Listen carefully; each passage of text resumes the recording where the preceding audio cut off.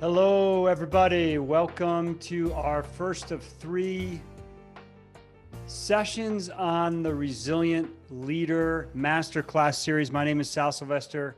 Great to have you all here on this Friday afternoon. And listen, I know we've got a lot going on in the world, which is part of the reason why we are focusing on the topic and the concept of resilience.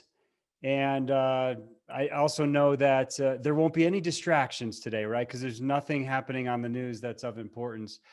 Just kidding. I know that everyone's anxiously awaiting some results from this election. So first of all, I want to welcome you. We've got some time together today to talk about a really important topic around leading virtually and how that connects into resilience. So I'm excited to have you all here with me today. So again, a big welcome. Thank you for joining me again. This is our first of 3 monthly sessions we're going to have today. We've got a resilience session in December, and then a session on creating your best year yet on January 8th. So we'll make those announcements later on. But again, welcome to our session today. Let's get into this conversation. Just a quick orientation to Zoom. Lower left-hand side, you can mute and unmute. I really encourage some conversation during our conversation today. But in the meantime, keep your mic on mute. That way we can reduce any background noise that might come up. But I do welcome your comments and thoughts today. Start and stop video in the lower left. For today's session, we'll remain off of video. If you want to engage in some chats during our session, there's the chat button in the section, in the middle section of your Zoom control panel. And in the background, Cynthia, our client services administrative assistant, is helping with the production of today's masterclass. Thanks for being on the call today, Cynthia, and she'll help monitor those chats that may come in. And if you want to change your screen view, you can do that in the upper right. So again, thanks for joining me today. Here's where we're going in this conversation today. I want to share some learnings. We've got about 15 key learnings that we've been experiencing as we've all been working in this remote environment since early March. So we're going to share some of those learnings today. We're going to talk about some actionable steps that our clients are actually taking today. And hopefully they will be some ideas that you can take and potentially use in your organization, or they're not all the right answers. Maybe there's some ideas that come up today that you can take and might spur some other thinking for you. We've organized those around our human workplace needs model. More to come on that. Number 3, also, we're going to touch on the future and some things to keep an eye out for to build some awareness on where we might be going and how our thinking needs to continue to shift. And finally, I'll make a quick announcement about our last 2 Resilient Leader Masterclass series. So again, welcome everybody, and looking forward to the conversation. Well, look, there's certainly been a lot going on in this world, which is really why we have been focused so much on resilience in this last quarter of 2020. And I remember on March 9th or March 10th, I was supposed to head down to work with about 65 leaders in Florida.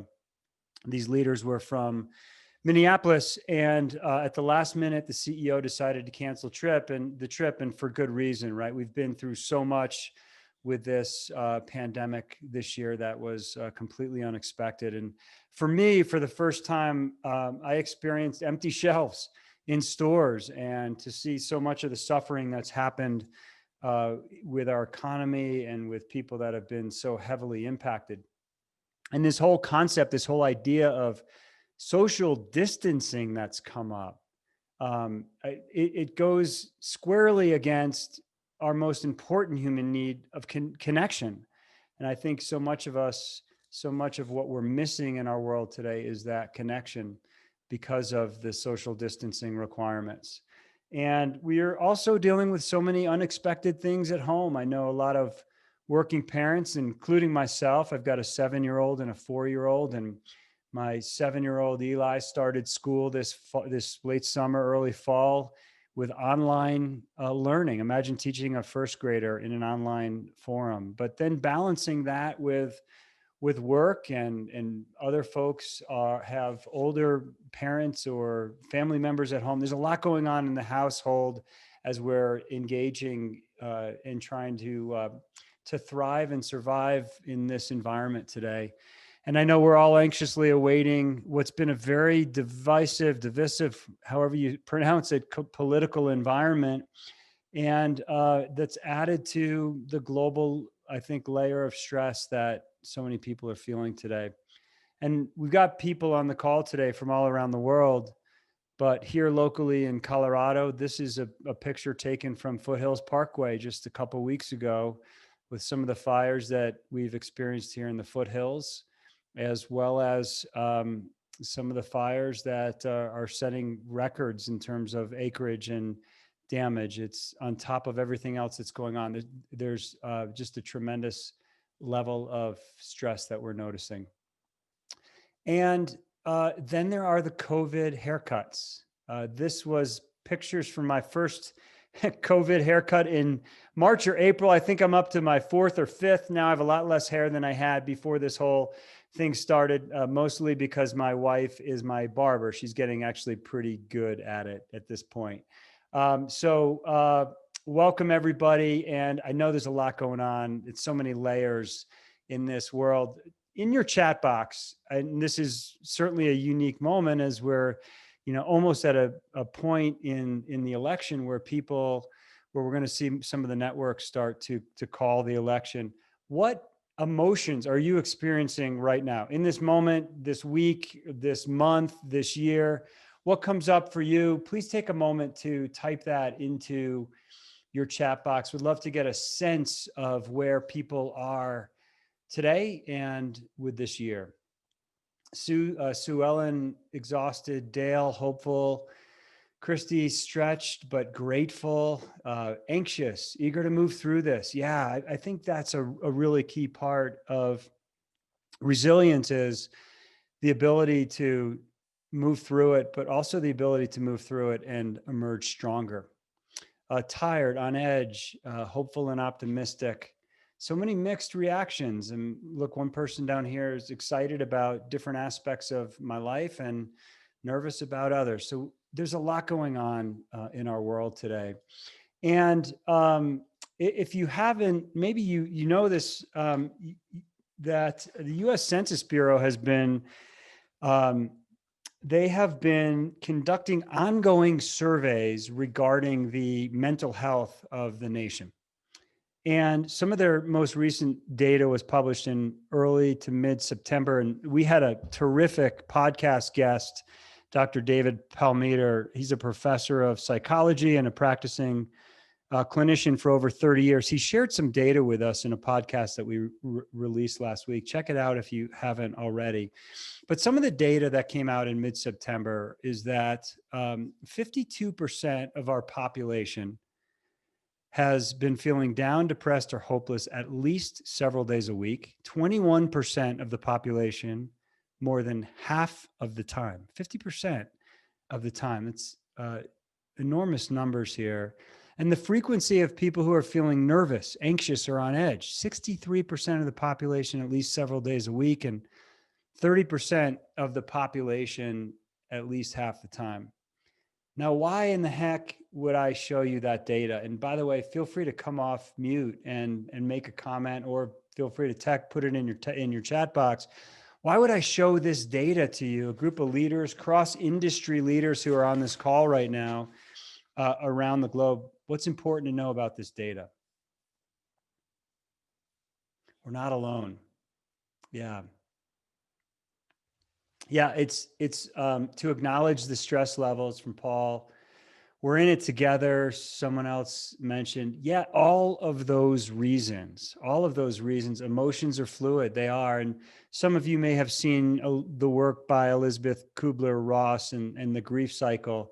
There's the familiar way of living that we had up until March 9th or 10th, or whatever the specific date is for you, has changed. And within that, there's a loss, and it's normal to not feel normal this time. And we all sort of go through this cycle, of denial, anger, depression, bargaining, and acceptance. And there's other words in there that might describe any one of those phases. But there's an element here that I think is particularly challenging. When we lose somebody or other traumatic events that happen to us, oftentimes it's visible. You can sort of see it or feel it in a different way. But we're going through this grief. And in many ways, this virus, it's confusing because our primitive mind doesn't know what to do with it. We can't see it. And so it breaks our sense of safety. We felt that loss of safety and certainty. We'll talk a little bit about that today. And so I'm showing this data for the reasons that you put in your chat box. It's normal to feel uncertain in these times. It's normal to maybe not feel normal. And yeah, Dale, really good point. It's time to be sensitive to others that are around us. And that's part of what's really critically important for us to know as leaders. Here's the great news. These are some words from various clients that I've worked with over the last several months. And, even we saw some of these words in the chat box just a moment ago. The great news is that I know with absolute certainty that it is ultimately leadership in every sector of our society, from small and large businesses to nonprofit to government, that will really help us get through this current state, this current pandemic, this crisis that we're going through today. And part of why we're having these series of master classes is so that we can help each other. I think there's so much that we can learn across industry, across business type, across government organizations, that we can bring back ideas and innovation back to our organizations. And so that's part of why I'm sharing the data that I'm sharing today, because largely this data is coming from our clients. And I hope that it spurs some ideas so that you and your organization can continue to move forward and bounce back and emerge from where we are today stronger and ready to take on what's next. Winter will end. Spring will emerge and appear, and it will be leadership that gets us there. So let's start getting into some of the learnings. Before I do that, I want to share the source of where these ideas are coming from today. So I was working with a client, getting prepared to do some workshops with this client around the topic of resilience and change leadership. And they were expressing some of the challenges that they were having leading in a virtual environment. And so I thought, maybe I'll just ping some of my clients and see how they're handling this remote environment and keeping employees engaged and committed and all these really important things.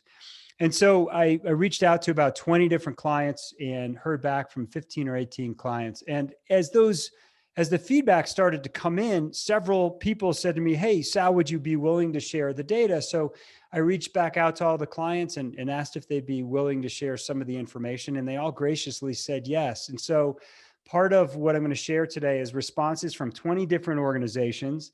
About 40% of those organizations are organizations with 7,000 and more employees, multi-billion-dollar companies. About 50% of the responses came from businesses and government organizations that were between 500 and 1,000 employees, and 10%, maybe 2 or 3 responses from smaller organizations of 25 to 50 employees. I've also had the opportunity to spend over 500 hours in one-on-one coaching sessions with leaders at all levels since March 10th. And so there's just some interesting general insights and patterns that we're noticing, and even that we're noticing in 360 feedback data that's coming up. So I'll bring in some of those insights and data that we're seeing in both the 360 results and in our Coach Metrics platform. And I've also worked with over 1,000 leaders myself and my team, probably 10x that since March. So we're learning a lot anecdotally and factually about what's happening in our world today. So as the data started coming in from these clients, we had to figure out how to organize it, because there were a number of comments that were really helpful, verbatim comments. And so we decided that it fit really well within our human workplace needs model. And this is a model that we created, we use with executive teams, and we use on culture change initiatives, because we believe it embodies how we think leaders need to show up and how to create a culture that really speaks to the needs that people have in the workplace. And, as we're experiencing this time in history, it's a deeply human experience. And I think we have to lead with more humanity in order to move forward and to emerge stronger. So we organize the data across these 6 levels of our human workplace needs model: connection with people, certainty as a result of safety, contributions being valued, creating clarity of the what and how. Those are what we call the 4 core needs, the basic needs that everyone has in the workplace. When those needs are met, we can really start to focus on these upper 2 needs: the need for challenge and growth, and the need to make a bigger impact beyond yourself toward the community. So we broke the data down into these categories. Let's jump in now and take a look at some of the learnings that we've had. And the first category in our model is the need for connection. I think everyone really knows what this is. At the deepest level, it's the need to belong. And it's in the workplace, it's the need to have fulfilling and meaningful relationships with your manager and with your colleagues. And in times of crisis, it's not uncommon for people to feel disconnected and isolated. And then you layer in the fact that in this particular crisis, most people or many people are working remotely. Here's the kicker: connection is the single biggest predictor in longitudinal studies of physical and mental health. The second factor is a long distance second. So that's why we've got this idea of connection at the base of our model. Okay, so what are we learning about working in the remote environment so far? Number one, the thing that we're learning that's come up recently is that the pace is relentless. And it's different than when this started. When this crisis started, there was initial rush to respond. People were in survival mode, made a lot of sense. And then there was a sense of settling in. And we heard a lot about people's commutes being stopped and having more time at home and connecting with family and a number of things like that. But it's changed. We've heard more about the overwhelm, about stress, about anxiety. And the word that's come up most recently has been this word relentless, which is really new that we're starting to hear across our clients. Learning number 2, it's more difficult for new employees to build connection. Listen, common sense, right? For many of you who are working remotely, you had pre-existing relationships with team members, and it made that transition into that remote workplace a lot easier. But now we're starting to onboard new team members as we restart hiring, sometimes even leaders. And there's an impact here. Part of what we're hearing with or seeing with some of the 360 data that's coming in is that people aren't experiencing like an expression of leadership from new leaders that are new employees to an organization. And so in places where we would normally want to see lower scores, we're seeing lower scores. But in places where we would want to see higher scores on a 360, we're seeing lower scores. And it's more about not having an expression, not understanding what a leader stands for, or experiencing their leadership. So we're starting to see that. And the third learning, at least as it relates to connection, is that hybrid environments can create rifts. And what I mean by hybrid environments, many of you work either in government organizations or manufacturing facilities or biotech companies where there's a lab or a manufacturing floor or people in the field. And some team members are required to be on site while others are required to work remotely and at home. And if we don't handle this with intention, we can start to create an unintentional rift between these groups of employees where people on site may not feel safe, either physically or psychologically. And people at home, they actually don't even want to be at home. They may want to be in the workplace. So those are a couple of key learnings. Now, how are our clients building connection? Here's some of the data that came in. Some of these things are common sense. So these are not necessarily answers for you, but what I hope they do is maybe trigger a little bit more thinking or ideas that you can implement in your workplace. First of all, individually. And as simple as this sounds, some of the consistent data we heard was we just need leaders that will listen and empathize more with people. Dale, I think that, to your point that you made in the chat box earlier, that speaks directly to this point. We're seeing leaders take more opportunity to check in more often, in many cases without an agenda, picking up the phone, seeing how people are doing, being really consistent with their one-on-ones. One of our clients in the HR function created a template for leaders to use in their one-on-ones that just really considers some of sort of these empathetic components as opposed to just project management updates and getting stuff done all the time. And sort of related to this, but not as related, really start to think about what you look like in the visual of a video conference. People's lighting is horrible, or they're looking down at the camera, or they're looking up at the camera. So really taking the time to set up your home office so that when people are on video with you, you can connect with them more intentionally. Here's some things that we're seeing with teams. Meetings was a huge topic here, and there was a lot of conversation around overscheduled meetings. So for many of us, the days of having those water cooler meetings or the chance collisions where you're walking in between conference rooms, and you bump into people, you're able to connect with people. That's different. It's ended, or at least temporarily ended. And so now we've got so much communication that's happening over instant messaging or Slack or pinging people or chatting with people.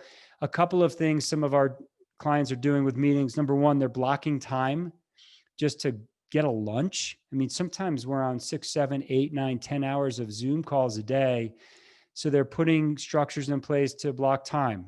They're putting structures in place like not having meetings before 10 a.m. on Monday mornings. So people can get settled and prioritize their work, or having one-on-ones with your team members while walking outside, or no meetings on the second and fourth Wednesday of the month. So people are starting to rethink their meetings because this is how we get work done, especially in a virtual environment.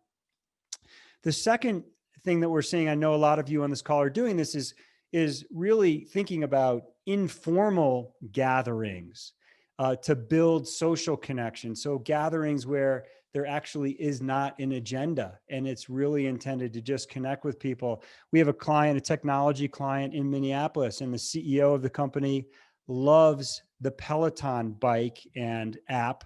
And so every Friday morning, religiously, he has gotten a group of people from this tech company to sign on to a live Peloton class, and they're doing a Peloton bike ride together. Another client has created something they call Friday forums. No agenda, just connecting with people. Other clients are streaming group yoga classes, meditation classes, mixology classes. So these are informal gatherings that we're seeing teams really come up with that are quite creative. At the organizational level, we're seeing a lot of use of pulse surveys to assess the mental health and well-being of people, both in the corporate world and nonprofit and government world. I just retired from the mountain rescue team at the end of 2019, and they're even doing some pulse surveys to assess the mental health of those team members. One client reported creating an assistance fund. This was really interesting. So as people are wrestling with some unexpected expenses or economic difficulty, if a spouse or partner has lost their job, this company's actually helping out with some form of assistance fund. Here's a direct quote from the chief operating officer of a commercial real estate company that we've worked with. It's important now as ever before to listen to your employees' concerns and understand their personal dynamics. I think people are taking notes on how compassionate or at least attentive managers are in the midst of a crisis. So, back to just some of the basics of being human. What we are learning in our research around resilience is that resilient people focus on what they can control. So there's a lot of uncontrollable factors right now, all of which we've already mentioned on this call. But there's also a number of factors that we can control. We can control what we focus on. It's easy to exaggerate or distort the facts. It's also easy to avoid the current situation. Highly resilient people focus on what's actually happened. They focus on the facts. We can focus on what we believe and the meaning that we give to any event. We can actually control the meaning that we attach to any experience that we have, even if it is traumatic.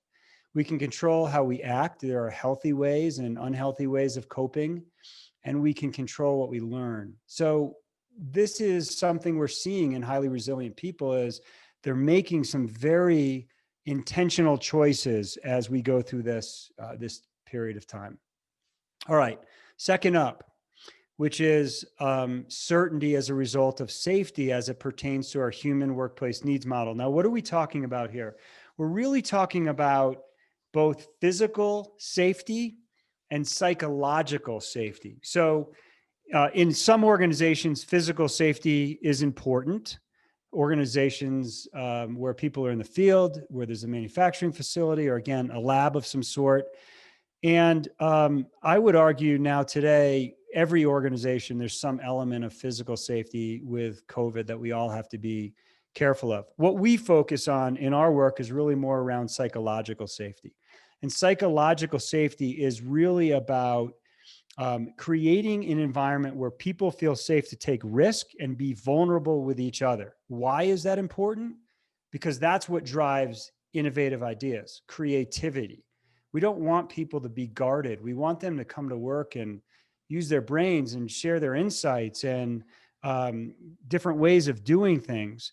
And if you look at some of the research around psychological safety, Amy Edmondson, at Harvard, a lot of work she's done around this topic.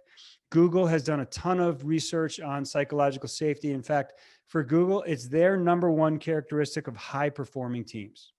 So this is really critical. So what are we learning in this remote environment around safety? Number one, we're seeing more humanity come out. And here's what I mean by that. In some really interesting ways, we've all been invited into each other's into each other's homes, like where our home offices, and we're getting a sense of where people are outside of work. And I think this has really lessened the corporate veil, if you will, like the title and the corner office. We're getting to see people in a whole new light. I've had more conversations with CEOs, kids that have walked in on coaching sessions, or seen cats and dogs and met other family members. I think there's something here that is meaningful that I hope we can take forward beyond where we are today. We're noticing that issues are sticking around longer, for longer periods of time. They're not getting resolved as quickly as how they might get resolved when people are on site together. And we're also noticing that for new leaders that are coming into an organization from outside an organization, it's a lot harder to create psychological safety. It just takes a longer period of time to get to know people.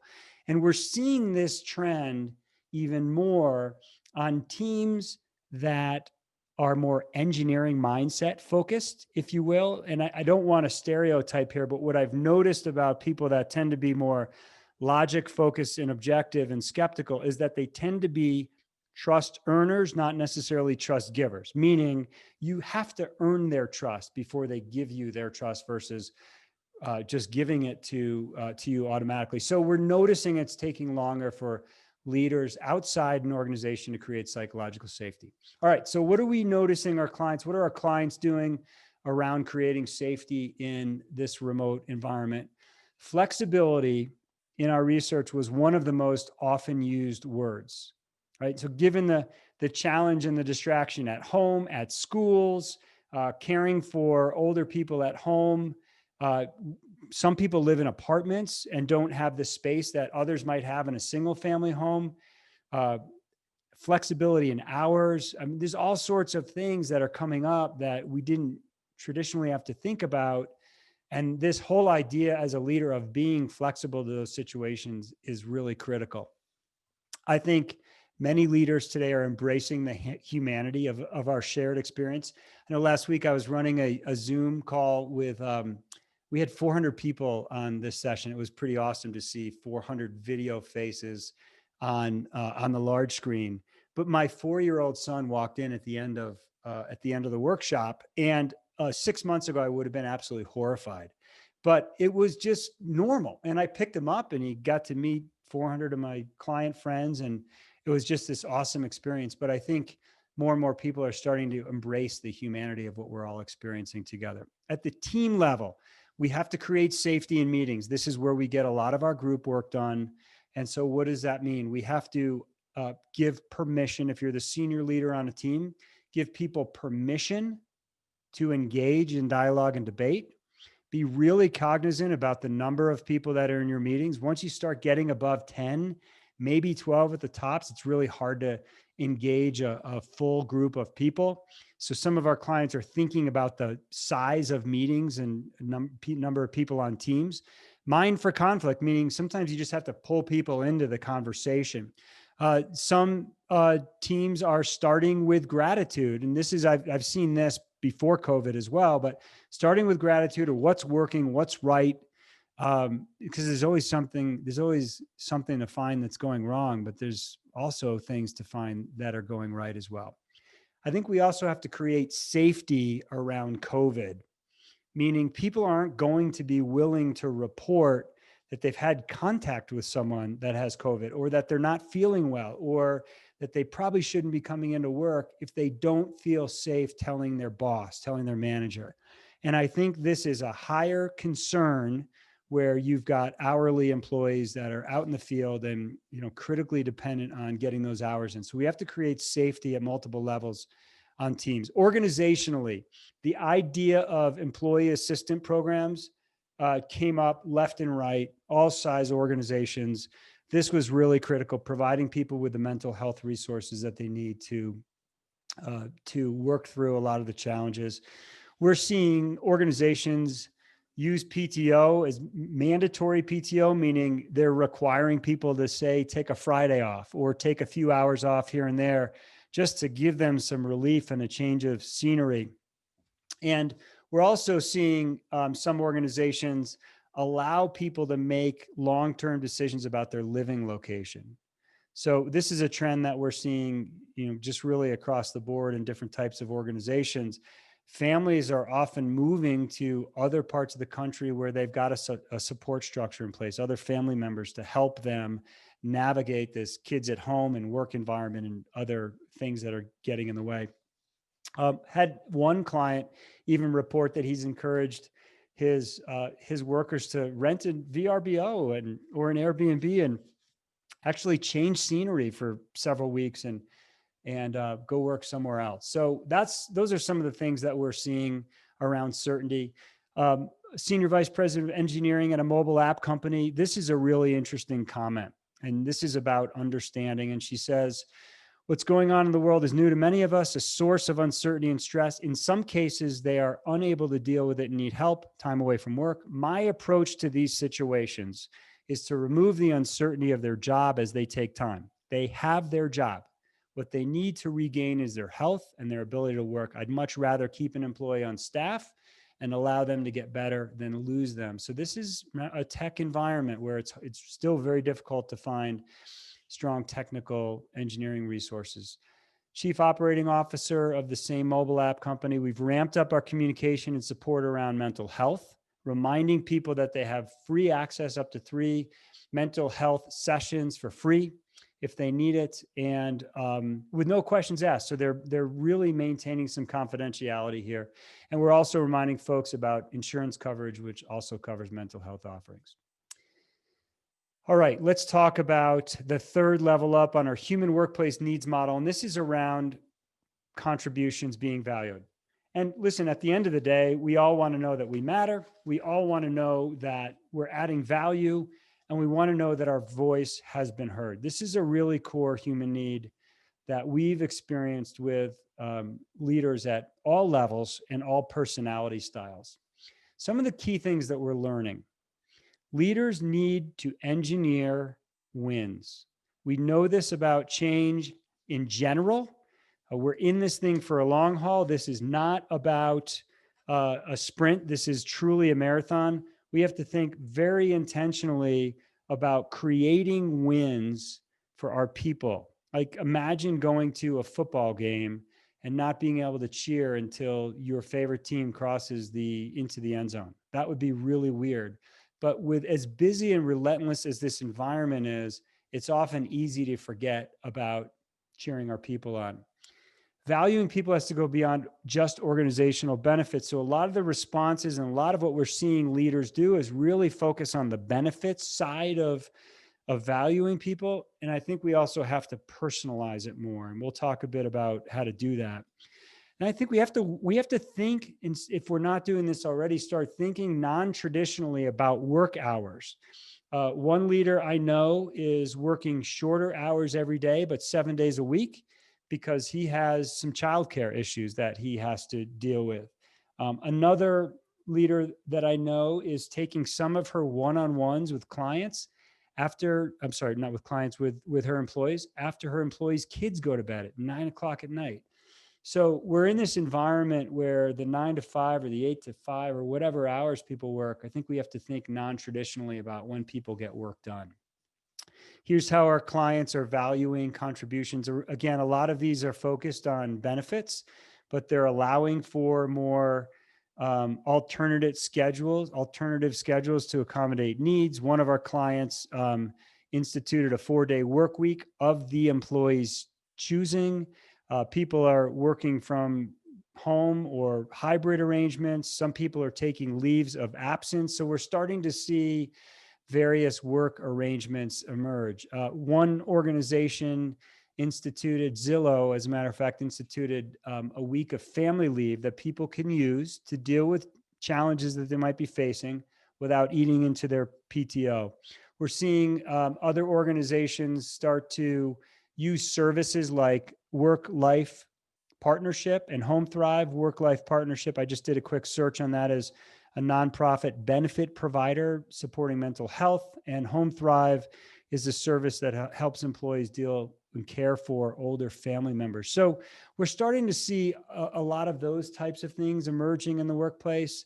The founder and CEO of an IT services company says, our people have always been encouraged to flex work around their personal lives, to maintain a stable balance based on their individual needs, always putting family and personal lives first and work second. Really interesting perspective, isn't it? The job gets done and productivity is off the charts. I'm going to talk about productivity in a moment. And the senior director at an online real estate company says, our company has a week of family leave that they created in response to COVID. It's paid leave for anyone that needs to take time off to address personal issues, daycare, elderly parents, et cetera. This does not require them to use PTO or sick leave, and it only involves manager approval to eliminate red tape. Really interesting. Part of what we need to watch for as leaders is a negativity bias. And this is an evolutionary function, meaning it's easier for us. The consequences of ignoring positive information are typically less severe compared to the consequences of ignoring negative information.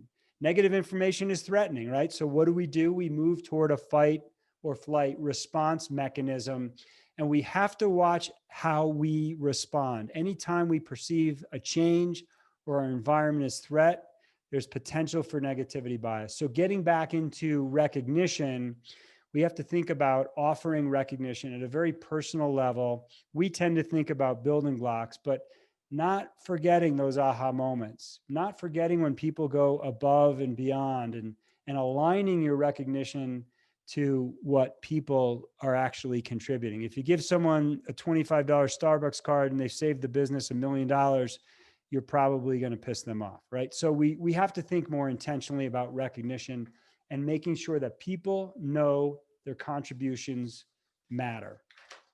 All right, let's talk about the fourth level of our human workplace needs model, clarity of the what and the how. When we think about setting clear expectations, we think about two things. Number one, goals, roles, things like that. That's what we call clarity of the what. Do people have clear expectations around what results they need to produce?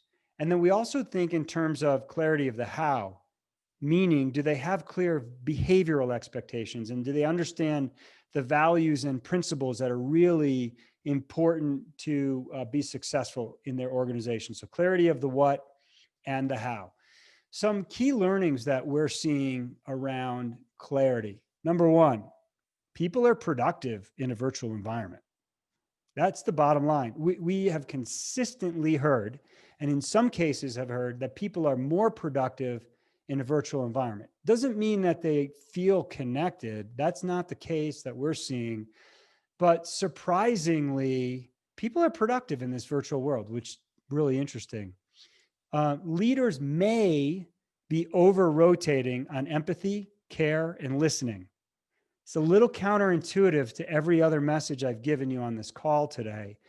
But as we have spent so much time doing all the things that we've been talking about so far, at the end of the day, we still have organizations to run. We still have constituents and stakeholders to serve. We have businesses to lead. And if our organization isn't successful, we're not serving anybody. And so there's a balance here of being empathetic, caring, and listening, and also making sure we're having the right conversations that drive the right level of performance.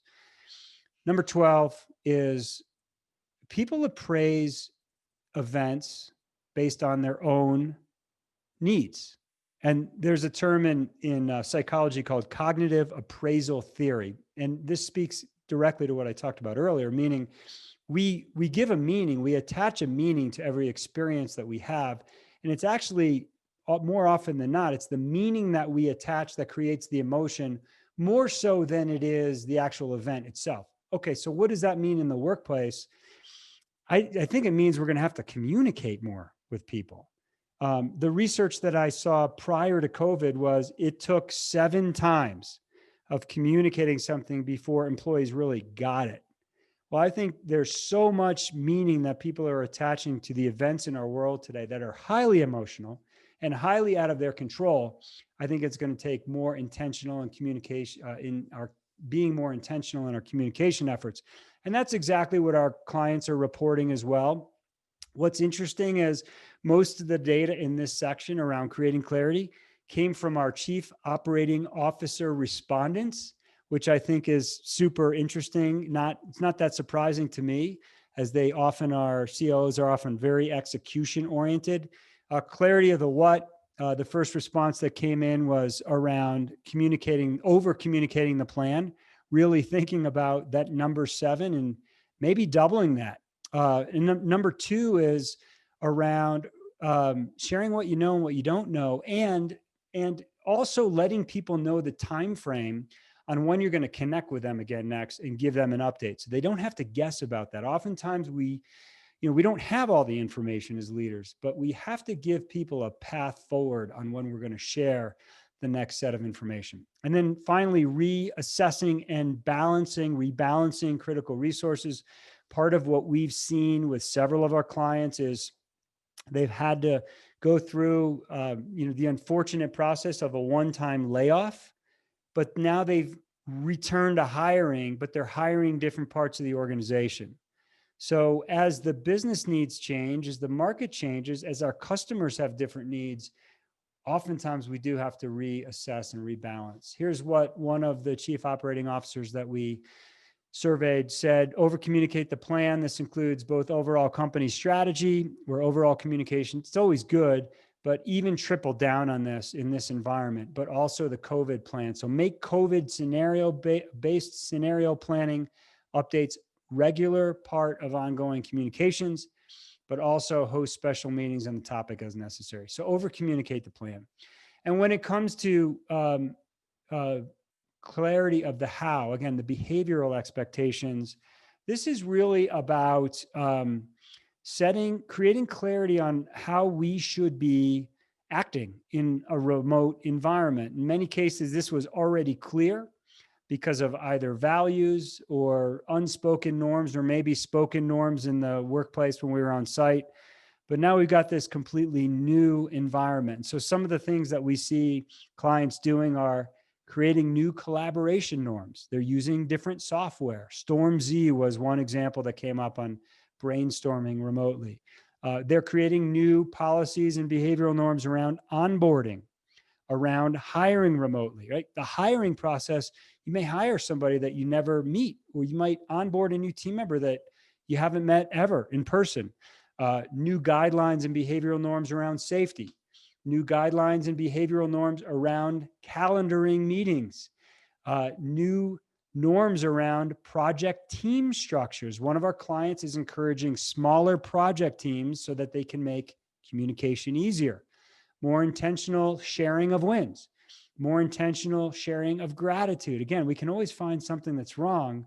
There's also a lot of good things that are happening as well. And then new meeting norms around time of day, around conflict, around boundaries that we might need to put in place. One of the COOs in our group said, I haven't shied away from any conversations, even if they need to be direct and unemotional. At times, I felt some in the team might have been taking liberties. In these cases, I've addressed the team as a whole and holding them accountable to one another. So we have to remember, this isn't about lowering either your focus on results or lowering your focus on relationships. It's elevating both. I think great leaders focus on both results and relationships. One recommendation that we have is get really clear about your meeting rhythm. And part of what often happens on teams is Patrick Lencioni calls it meeting soup. We put some strategy stuff and some tactical stuff and some information updates all into that weekly team meeting. And people struggle with little or no resolution on issues, or with context switching, or even clarity on what they're supposed to be thinking about in meetings. So instead, think about laddering your meetings. The daily stand-up meeting, we took this from the Agile or Lean methodology. These are literally 10-minute stand-up meetings, quite literally standing up, where people are sharing some information, keeping each other informed, things like that. The tactical team meeting, this is typically a weekly meeting, 60 to 90 minutes, focused on operational related issues. Ad hoc meetings are typically deeper dive into specific topics. And then strategic review meetings that tend to be more focused on higher level initiatives or review of or organizational strategy. And so think about layering your meetings. So on the day that you have your weekly team meeting, replace your stand-up meeting, or don't conduct your stand-up meeting. And the day that you have your strategic review meeting, don't have your weekly team meeting. So even though you might be adding more meetings, you probably would be spending less time in meetings. And if you start layering and laddering your meetings, you'll have a more productive use of your meetings. All right, let's talk about these last two components of our human workplace needs model: challenge and growth, and then community impact. Challenge and growth, really straightforward. Listen, people are either growing or dying. And as leaders, we have to find ways to help people grow if we really want it to create a fulfilling and engaged work environment. And then community impact, this is about doing something beyond ourselves. How can we as a team, as an individual, as an organization, make a bigger impact on our world? And at the end of the day, people want to know that their life has purpose and meaning, and they're way more productive when they know that they're doing something that has impact. Here's a few things that we're learning.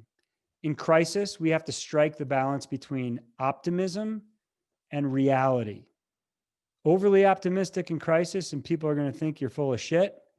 Lack of optimism, and no one's going to follow you. There's a strong correlation between resilient people and optimism, but especially in the earliest days of crisis, we do have to balance that and make sure that there's an element of realism. Learning number 14, 33% of your workforce will never come back to work.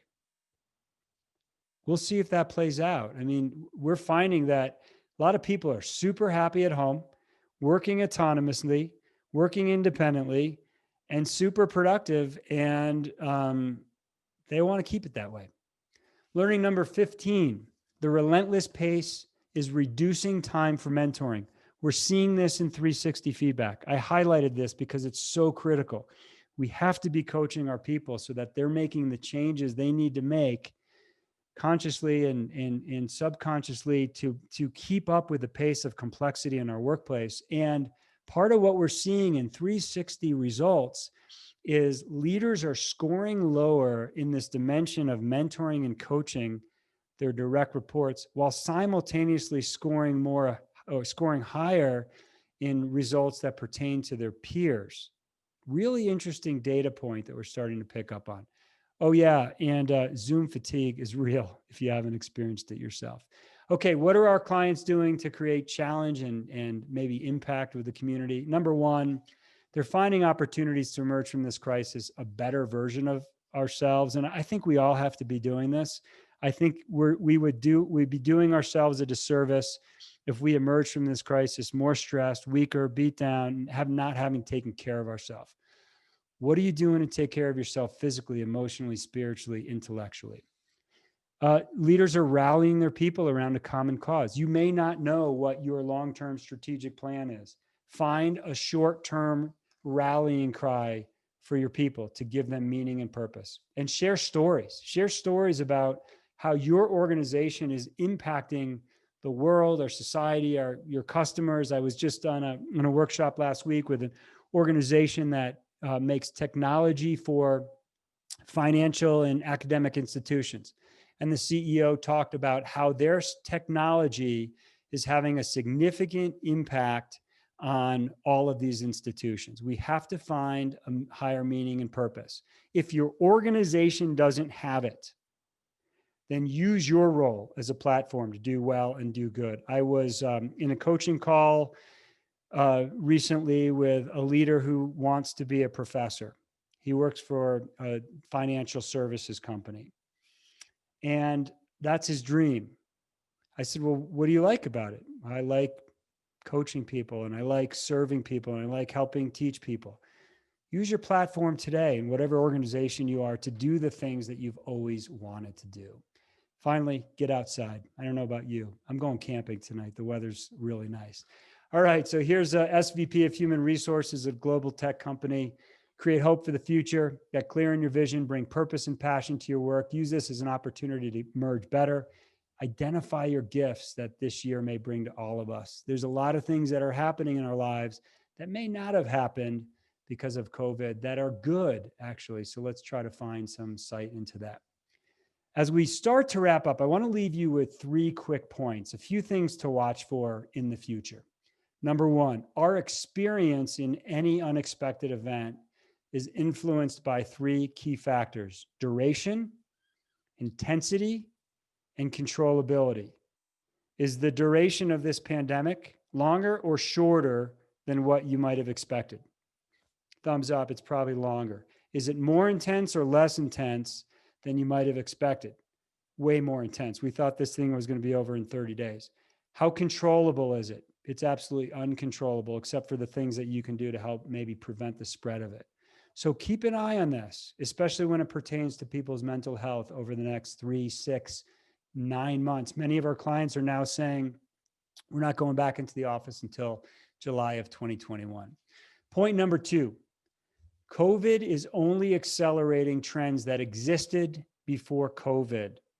And so there is no normal. We aren't going back to March 10th. We have to embrace this virtual world. We have to embrace the digital transformation that we're seeing in so many businesses that have changed almost overnight. They've done more to change their business in months than they had maybe in the previous 5 years. We have to embrace these changes because they were coming already. They're just happening sooner than we previously expected. Finally, the skills of the future are uniquely human, meaning research report after research report after research report. Even though we're becoming more of a technology-driven world, skills like adaptability and agility, skills like communication and empathy, collaboration and teamwork, skills like creativity and innovation, These are consistently showing up on the list of top 10 skills our people are going to need to be successful in the future.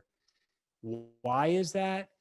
Because in many cases, our world, there is not a playbook. And when there isn't a playbook on how to move forward, we have to experiment, learn, and pivot quickly. It takes all of those skills to do that. In many cases, the challenges that we're trying to solve are way too complex for any individual to solve by themselves. We'll be working on more cross-functional teams, and we need to be connected and inclusive in our relationships. And finally, the plans that we laid out at the beginning of the year are either temporarily or permanently obsolete. We have to embrace looking at emergent strategies to supplement our traditional strategic planning process. All of these things only happen with communication, with empathy, with collaboration, with teamwork, with adaptability, with agility, with creativity, and with innovation. Folks, thank you for joining me today. I wish we had more time for conversation around this. I hope you got some good takeaways that you can apply in your team. We've got a resilience workshop coming up December 4th, another masterclass just like this. It's free, and I hope you can join us. On January 8th, as we kick off 2021, what we know is that resilient people have goals. So we're going to conduct a goal setting workshop. We're bringing back some of the work we used to do. So I hope you'll join me for that, and check out our Future of Leadership blog and podcast. Great episode last week with Dr. David Palmeter. We've got one coming up with one of our executive coaches, Jan Jenkins, next week. There are a number of tools that will continue to be uploading and making available for you and your team. Thank you all for joining me, and please stay healthy and safe. And I look forward to connecting here in the near future. Thank you.